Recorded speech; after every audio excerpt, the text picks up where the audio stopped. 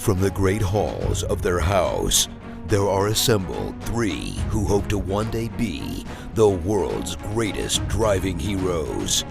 Created from the cosmic legends of the universe comes our team captain, the Vision, Bill Fisher. Their soon-to-be Wonder Woman, Vicky Fisher. Our Captain Marvel and head flight trainee, Jennifer Skripchuk. And our Batman, the master of tools, gadgets, and all things mechanical, our mild-mannered soon-to-be billionaire, Alan Danvers. Their mission, to fight injustice, share what is right and wrong, to get you out of your house and come out racing with them, and serve all mankind. They are the Garage Heroes in Training Team.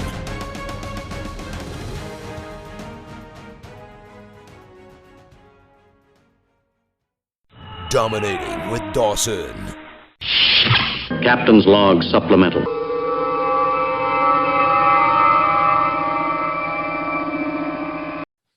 So, Miss Vicky. Yes, sir. Do you remember when we were watching those WRL events and some of those grid life events where you used to see the in-car video and it had like the cameras seeing front and back, but it also could see all the telemetry and everything that was going on? Mm-hmm. You know, most of the ones that we liked were taken by the Sentinel system. Remember James came on our podcast earlier? Right. You know, we have no excuse since he lent us one for trial and demonstration purposes. We should actually probably put that in one of our cars. Maybe two. I really think we should. I think we should. I know. Because then we'd look like the immature endurance racing team that we are. Oh, wait, I mispronounced that, didn't I? Sorry, my bad. We could So what does the have, Sentinel system do? we could have 3 cameras with picture-in-picture. We could have, if we ever get the AIM system to work, open invitation to anybody from AIM to come on and give us a little bit of love. We need some help. And then we could have all our telemetry on there. And then we can have it streamed live into the paddock or around the world to our millions of fans. We're apparently very popular in Kenya right now. Don't know why, but that's fine. And it can integrate all the available race statistics from like Race Hero and everything. So we could actually see how we're doing on video. We wouldn't even have to carry around our phone anymore. Live. I love it.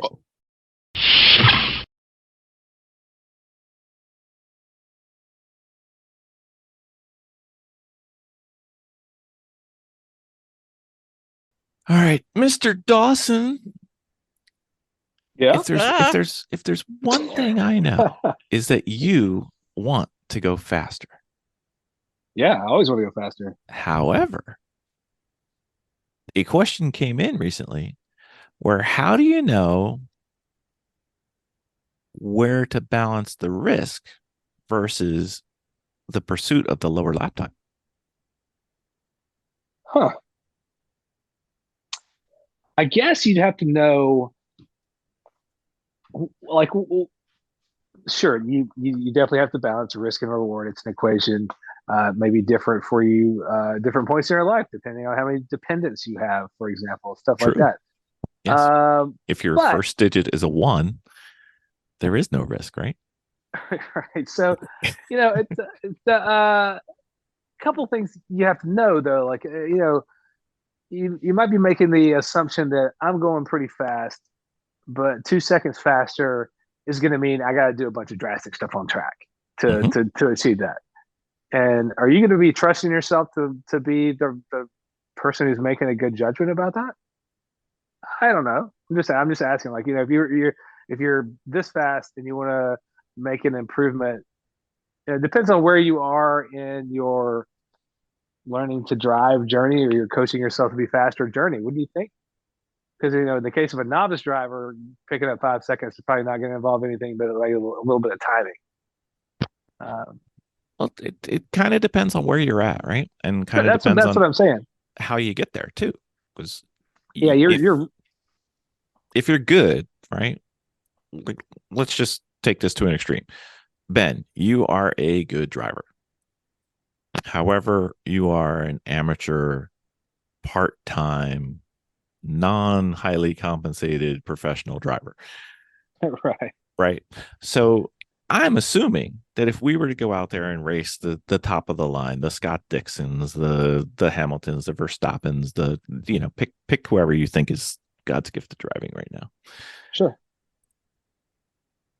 They're likely going to be able to beat you in same car, same track, same day, everything. Yeah. For you to make the jump to get to that lap time from where you're at instantly is going to involve you assuming some risk, because the gap from what you do to what they do in terms of time and technique is something you're not familiar with. However, I guess so. You're right. It would involve some risk, but it would also just involve some stealing. Yes, but however, if you didn't try to do that if you try not to do that in one step and work your way towards there, you could probably get close or there with given some time and some practice and some data and being able to steal their techniques and following them without the risk. So it's the path that you take. It's not, Vicky's been to the track a few times where she's dropped, either due to learning the track or getting better, she's dropped several seconds in a weekend. Right. Little risk. However, if I were to say, Vicky, go out and do this lap, you did a 150. All right, now you got to do a 143. If she were to be dumb enough to try to do that in the next lap going out, everything else being the same, no change in conditions, whatever, the only way to get there is risky, as opposed to somewhat prudent, educated, even some would say conservative steps. Right. My risk to reward ratio is never going to include, well, I need to pick up 2 seconds right now, next session I go out, and I already think I'm pretty well maxed out. So the only thing I could think of is I was braking at the 3, but I'm going to try braking at the 0.5. You know what I mean? Mm-hmm. You have to make the calculation and go like, well, if I need to pick up some time, I got to try some pretty drastic stuff that might make me less safe, because I'm already working pretty hard to get turned in when I break into 3. But hell, I need the time, so I better just do some crazy stuff right now. Like I'm never going to do that. But given the opportunity to crib some notes off of how somebody just went out and did this a whole lot better in my car or something, that's one way that I would to safely assume a little more risk by seeing it demonstrated. Like, yeah, your car can do this. Just you do this at this time. So I think I'm following along with what you're saying, Bill. Well, I think the reason I thought this would be a fun Dominating with Dawson was not to get into discussion of the risk versus the reward, but how. Perhaps I again, this is one of those, traditional Dominating with Dawson where I ask a question, but I really wanted the answer to a different question. So I've done this. I've done this yet again. How can you lower your lap time in less risky ways? That could be more fun to talk about. Does that make sense? Yeah. If we were talking about technical things that I would be trying to do, one thing versus the other. Yep. I wouldn't start with trying to brake later. No, exactly. I would be looking for opportunities to get the throttle fully opened sooner than I had been. That's certainly one thing I'd be looking at first and foremost. I think that's what I'm always trying to help people with when I'm in the car with them. Is like, hey, you can go, and you can go all the way to the floor. We could have gone back there. But yeah, is that what you're talking about, Bill? Exactly. I'd be looking for opportunities to pick up mid quarter speed. Especially if I'm not hearing it. If I'm not hearing the tires talk to me in an almost extremely aggravated and sad way, then I'm going to start making the talk and see if I can get a little carry 2-3 more mile an hour through this corner where I'm not hearing much out of the tires, but I hear other people's tires. Just opportunities that I can think of. They're fairly low risk, but I'm not gonna try to pick up speed necessarily in the brake zone. You could be thinking about braking at your same place, but getting up off those brakes and getting turned in sooner. That's one way to do it. I wouldn't go to the answer of I'm going to brake deeper and hope for a better result. Yeah, and there's certain turns where this is really a bad idea to push that. Right. Yeah, you don't want to do something coming out of turn 12 at Road Atlanta. That's not the place. It's like, check this shit out. That's not that time. I got another 5 miles an hour in me. Just watch. I mean, as much as I end up solidly up on that exit curb, not trying anything crazy, I'm not going to try any new stuff there. I'm already doing enough to throw me out to the curb every time. I think I'm doing okay. Same track, turn 7, though. You could care less, right? Absolutely. Go for a bigger bite, no problem. Worst thing that's going to happen is you're going to go to the penalty box if it's a lemons race and you put a tire off. Mhm. But you learned something. Exactly. Probably learned something. Miss Audra, what do you think about lower risk ways of getting better performance? Could be track, could be autocross, could be, whatever. Is there some things you've seen that work and some things you've tried in the past? Yeah, I think it's that incremental pushing in certain places where you're not pushing quite enough. Mhm. Yeah. Maybe not, really going to that like 10 tenths. Because you don't want to be 11, right? You don't want to be in the weeds No. or in Right. the tower, or, anything else. Big bites can bite you badly. And we've all done it, I mean, I'm not taking out a saying whole wall of cones. Yeah, exactly. I remember one time where it was our first ever race, and the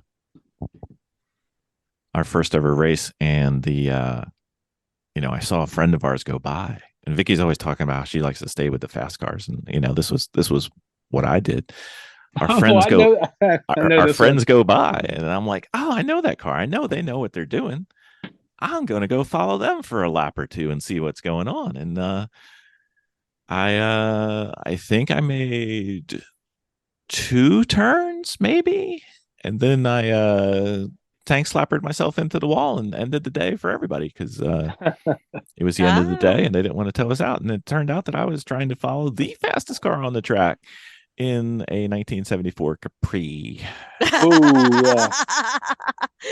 So they they had had a very narrow wheelbase. They had a lot. They had a lot more engine, a lot more wheelbase, and a whole lot more tire than I had on my. I believe they were 195 15s. A whole lot more tire and a whole lot more skill.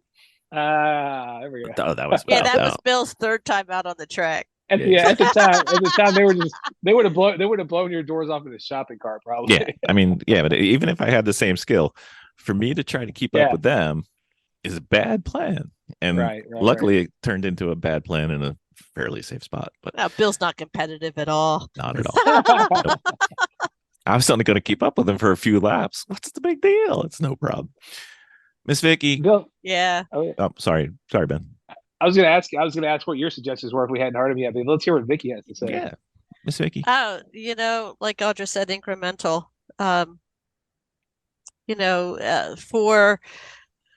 For low risk, just those that one particular turn, that 2 particular turns, and just keep trying to improve on just those. And then when you feel like you might have mastered that for the day, then work on another one. And then for high risk, don't do high risk.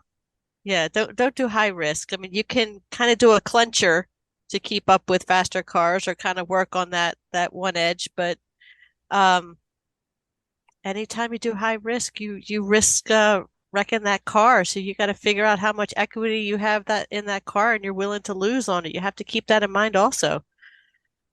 Would there be any point to seeing what you could do in a similarly equipped car on iRacing? iRacing, absolutely. Would sim training help with this idea of trying to get faster on a real life track? You know what? It does to a certain point. The answer is yes. But sim racing, yes. Yeah. The thing is, yes. The thing is with sim racing, though. No, the thing is with sim racing is it will get you familiar with the track, but again, there is no risk to it, so it changes when you get onto the track. Plus, you don't have all the G's you have to worry about. But again, the only driver I've ever had to slow down at a DE event was a guy who'd only been at the track one other time and had all of his experience on iRacing. Really? I had to slow this guy down. So you say that, yeah. But again, real life is that sim racing can have a whole lot of value, and if you're struggling with trying to maximize what you could do on the in real life track, you can certainly add some repeatability, consistency, and these are things that help you maximize what your Yeah. car can do too. By doing a bunch of sim racing. It seems nerdy, but that nobody wants to go. Yeah, I did a bunch of sim racing to get this good. But one of the best in real life people I've ever seen at the track was this kid who had a BRZ. He had souped up a little bit, but it was all skill. This guy was nuts behind the wheel. And I had to slow him down and just say, hey, real life, this is one of the things you can. There were a couple of things I was like, this is something I know you think you can do from iRacing, but in real life here at Virginia International, it was a little bit different. But that was just it was a really weird experience. But I say that to say, if you're trying to manage risk versus reward, doing it in a virtual world has some value. Can I just, you know what? Just when you were just talking about that, it popped into my mind that freaking, was it NASCAR? When that kid was racing and he decided to bank it in third gear all the way around that's risk that paid off for him.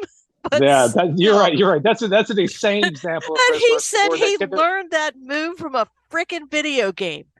Yeah. Everybody's done it. Yes. That was insane. Yes, that's an insane extreme example of risk versus reward. They immediately outlawed that. Yeah, to just ride the wall to a win. Yes, that's the insane. Did you see that, Audra? No. The link. This guy. Find that link and send it to Audra. And I forget who had done it. It was a freaking kid. It's this kid named Chastain, Ross Chastain, and he was he had a chance to win a NASCAR race, but he was just going to have to hold the throttle wide open to pass somebody or something like that. And it pushed him up into the wall. And he just kept his foot to the floor and just crashed all the way around the wall, or a part of a lap or a whole lap. But he ended up winning up against the wall, smashing the wall the whole time. Yeah, and he won. skipped it was that insane. wall at high gear, and the speed that he was going and the gear that he was going to make those passes required him to skim the wall to hold him onto the track, and he passed him. Everybody's mouth just freaking dropped. Everybody shit a whole entire brick. Like, what? Never have they seen that before. They won't have a chance to see it again. Everybody does it in night racing though, or video games. Yeah. It was a video game move. Yeah, and he said that's where he learned. You know what else? It's a move. It's a move of the guy who doesn't have to fix the car. That's what it's. Yeah, that guy didn't pay for anything. No. Yeah. You know what else? Oh, I should also say, I meant to say before I started getting on a soapbox, I was meant to be talking about video. Watch video in between your times at the track. If you have a chance to, if there's an SCCA national race at your track, find the class that's closest to what your car can do on track and watch the best drivers, like the national level SCCA or NASA drivers. What do they do at your track? Try to find some of the most credible examples of somebody driving a car that's close to yours at the place where you're trying to be. And then see what you're doing differently, what opportunities you might find there. But that's another way to kind of close that gap between ridiculous risk and reasonable reward is, always be stealing stuff from people and what you see them doing on the track. Do your homework, with sims and or video away from the track. These are things that will help you get better and more consistent. Mm-hmm. You know what else I would say? What's that, Bill? Go to Gingerman. Oh yeah, totally. I'm always saying go to Gingerman. I've never been there, but I'm always saying that place seems like a pretty cool opportunity for the reason Bill's about to say. Yeah, I mean, you literally, there's one place on the track where you can get yourself in trouble, and the rest of the track is nothing. You can you might kill some grass. Nice, I got it. But if you're going to push the limits, Gingerman's the way to go. And don't do it at the Charlotte Roval. Don't do it. Good Lord! Don't do it at Sears Point. Don't do it at Road Atlanta. No, there's certain places to push your limits and find the limits. Autocross, great place to find your limits. Sure. Gingerman, great place to find your limits. We saw a guy slide out through under a chain link fence at an autocross one time. Well, I mean, I have seen people hit curbs, and I have seen one guy hit a light post, and I have seen Alan get so far off the track that I'm like, where are you going? And he almost hit me because I was videotaping him, but whatever. I've seen land speed racers shut down a federal runway. Okay, that's it. That's the last one. That's the last one. Don't do that.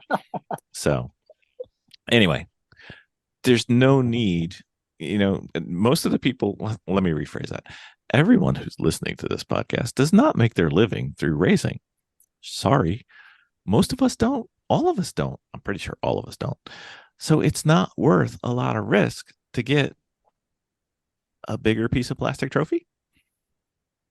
Or just a lap time you're shooting for, man. Get it the right way. Don't go crazy. I caution that because I've seen some pretty scary end results of a risk takers. Yeah. And or just a car broke.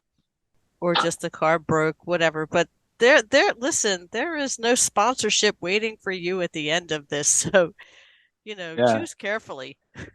I can tell you that you can do our sport and be somebody who's pretty fast and pretty brutal in traffic as far as jamming your way through without breaking stuff.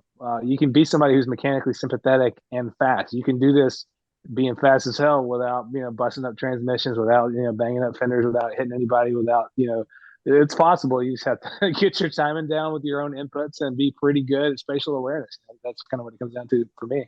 But I also don't wreck stuff and don't break stuff. And you can be really fast and be one of the most respected drivers out on the track. You don't have to be a jerk. Yeah, it's true. I'm not trying to point to myself as a beacon of being fast, but I slice through traffic a lot. And there's never anybody after I come out. I never get out of the car worried that I'm gonna have to hear about it from somebody. I try to get it done quickly, but I'm never gonna try to do it in a way that puts somebody else out. Mm-hmm. As future broadcast. As what are we doing here? Future podcast guest Matt has said, "Don't be a dick, be a dude." Yeah. Or be a light being, whatever kind of being you are. Don't need to be a dude, but be a light being out there. Be good. Being. Be a force for good. You can be a dudette. Mm-hmm. Dudette's acceptable. I think that's fine. There's a broad range from light being to dude. Exactly. And we want all of them to be at the track with us. That's right. So apparently we want everybody to dress like the Big Lebowski coming to the track now. I don't know. Absolutely. How did this podcast go this way? What happened? Maybe this was our first podcast. Who knows? Anyway. Broadcast. We're broadcasting on the Garage Heroes and Training podcast. Anyway, I think we beat that one into the ground. Don't take risk. It's not really worth it. Yeah, it's silly to go out of your way to try something just way off the wall. There've been a few times I've been in the car with a student where they tried something extra risky that didn't work out and almost put us in danger. And afterward, I've been like, "Hey, I don't mind trying something new, but tell me it's coming, and then we'll work through it together. Don't just spring a surprise move on me because I'm going to shit my pants in here." Never try to impress your instructor. The instructor will not be impressed. And two, there's even less risk for those of us who are endurance racing, because one lap is not going to make or break your lap, or your day, or your race. If it's the last lap of a 16-hour race, okay, you could try a little bit. If it's a difference in places, but if it's just to put up the fastest lap of the weekend for your race car team, probably not worth it. Yeah, beating your buddies on lap time is not as important as it might feel like. I've been saying for years, I'm dying to be the slowest guy on my team because I know I'm pretty fast. So I'd love to be the slowest one because we be wearing everybody out. Exactly. All right, Ben. That's another one in the books. Thanks for having me. Thank you.